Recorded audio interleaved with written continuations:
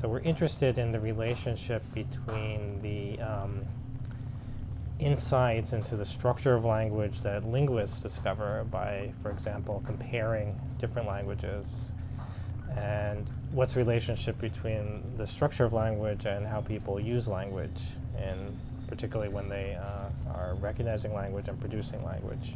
We know for sure that the language is in the left side of the brain, in the left hemisphere. We know that there are like specific parts of the brain that are associated with specific processes in languages, but we are still working on this because it has been done in English, but we are hoping to find the same thing in Arabic. We have the brain which processes information for motion, for color, for all kind of object recognition, and we have all those neurons which are in the brain, and because of our knowledge we know very well how to recognize those neurons, and we can actually specifically mark them individually, which means if you can mark them you can actually get to them and try to isolate them, and once you isolate them you can actually see what they have inside. Broadly, what we're interested in is how organisms adapt to their environments. We study the evolution of organisms. The major organisms that we study is the evolution of crop plants, plant species that we use for food, for clothing, and so on.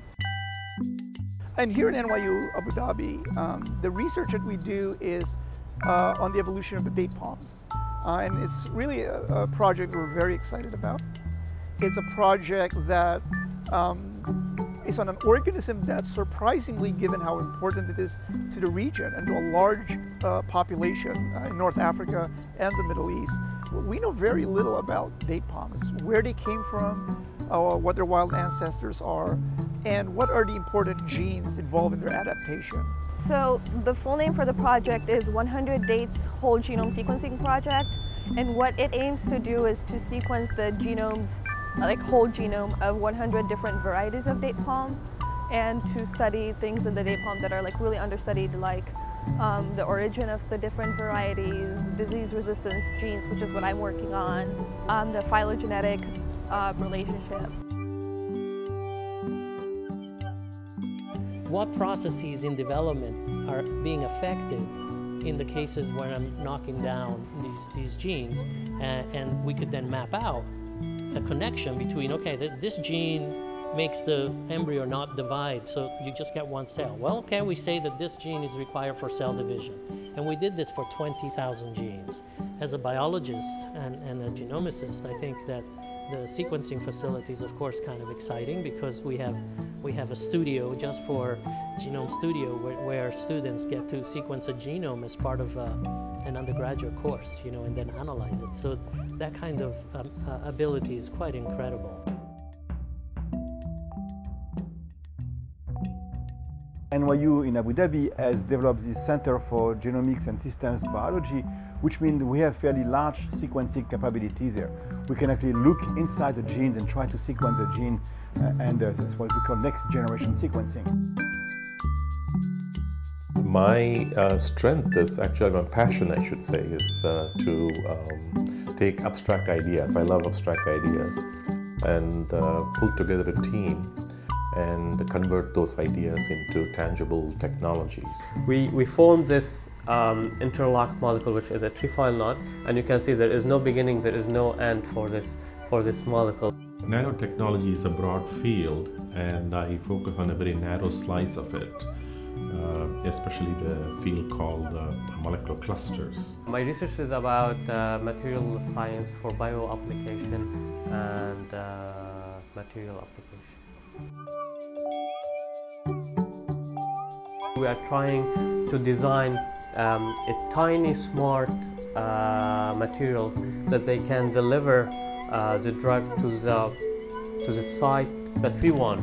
So we should be able to tell them, go to the cancer cells, but don't go to the normal cells. I'm interested in cancer studies, and I'm interested knocking down a particular gene to see if that has any effect on cell death. We're looking at developing novel methods for the delivery of therapeutics for a number of disorders, including cancer and amyloid diseases, which include Alzheimer's and Parkinson's. So the nanoparticles, they are spheric and they are at the nanoscale. So they are, most of them, usually 10 nanometer in diameter. They are spheric. So what we do is to coat the nanoparticle surface with drugs, different molecules. And then, for example, with the magnetic nanoparticle, we use these magnetic properties to target the nanoparticle into the body. So, for example, if we have the tumor here, we put a small magnet, we inject the nanoparticle, they are attracted by the magnet, and then the drug is released into the tumor. Now, a lot of drugs that are being developed currently, the drawback for them is that they can't get into the cell very efficiently. That's actually the main hindrance to them.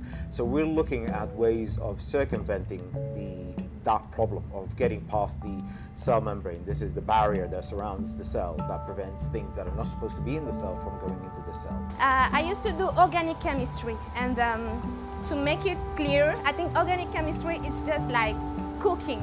There are so much recipes that we are just trying, and then we try to characterize the product. So we will take component A with component B, we put all together with some water as solvent, for example, and then we heat everything.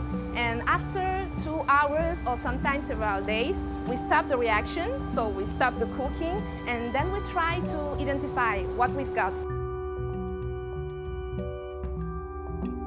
As you can see in the background, there's lots of fume hoods, which these are the tools of the synthetic chemist. So a lot of what we do here is we make molecules, we design molecules with an eye towards having them perform with specific functions within a biological system, in a way, as a way of probing how that biological system works. So we work with material science. My group is focusing on solid state transformations, or how can we make better materials which can convert energy in the solid state from heat or light into mechanical energy. This is a very hot research in chemistry nowadays, and we are trying to find some new materials which will be more efficient for that. I think if a lot of the artists knew what we could do as far as making things in wood or plastic or metal, they'd be more likely to come out to the CSE. We can take whatever it is they're doing with their hands, scan it, and then they could express it in some type of exotic metal. It'd be extremely difficult to explain, and you really need to demonstrate it.